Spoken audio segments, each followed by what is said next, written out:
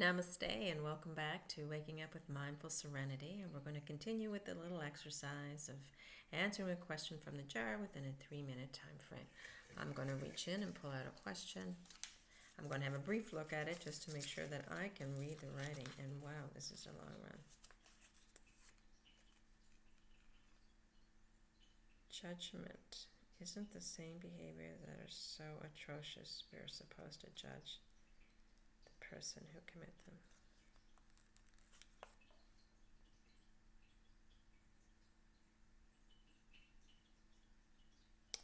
Oh, judgment. Isn't there some behaviors that are so atrocious we are supposed to judge the person who commits them? Judgment. Isn't there some behaviors that are so atrocious that we are supposed to judge the person who commits them? I will take a deep breath first of all. And then I will begin. That's a good question. I don't know if I'm no expert here, right? So when I'm answering these questions, these are just coming from my own learning and my own opinions and whatnot as a human being, and hopefully from that one mind that I tap into every now and again. But let's see. Is there some behaviors that are so atrocious we're supposed to judge the person who commits them? So we have this person and then we have the behavior. And I have always been firm ever since I was a young mother with my children, saying things like, separate the deed from the doer, separate the deed from the doer, separate the deed from the doer. People aren't what they do. People aren't what they do. And I think that is so important and so critical into our understanding of humanity, so that we are approaching each other with a level of compassion that would be much more beneficial to society than judgment ever would. So isn't there some behaviors that are so atrocious we're supposed to judge the person who commits them? No. I want you to keep, in my personal opinion, I think it's so important to keep separating that deed from the doer. Yes, judge the behaviors. Yes, set social sanctions for the behaviors. Yes, if you have to penalize the behavior, set a consequence for the behavior so people are less likely to get lost in those behaviors. Yes, but the person who commits them is a human being like all of us.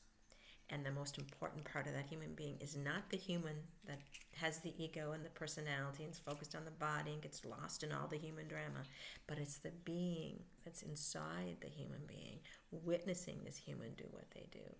So I do not believe, no matter how atrocious the behavior is to a society, the person is not bad, wrong, shouldn't be. Okay?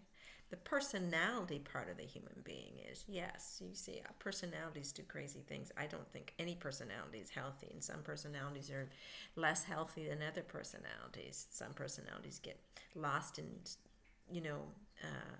socially destructive behavior faster than other personalities do. The personality is just that, but we are not our personalities. So this human being is not to be judged. The personality part of the human being, sure, you can say, I don't like that personality, I don't like the way it works, it's not functioning in the society very good. But remember, behind that personality is the being that is witnessing the human with their personality do what they do with their behaviors. So keep separating deed from doer if you can, and know that people are not their behaviors, right? Personalities are, we're so identified with personalities, and we think that we can, we see the other person as just their personality, but we're much more than the personality, and we're much more than the behaviors that these personalities are responsible for. That being said, keep separating deed from doer, and I honestly believe that there is no behavior atrocious enough for you to judge the whole human being with. Okay? It's not the way. That's not going to solve anything. It's just going to create further problems in the long run. And one other thing we can remember is that Abba, for the grace of God, go I. We have no idea where that person came from, what their story is, and why they function the way they function right now in their level of consciousness. So, no behavior strong enough to judge the entire being as being wrong. Namaste.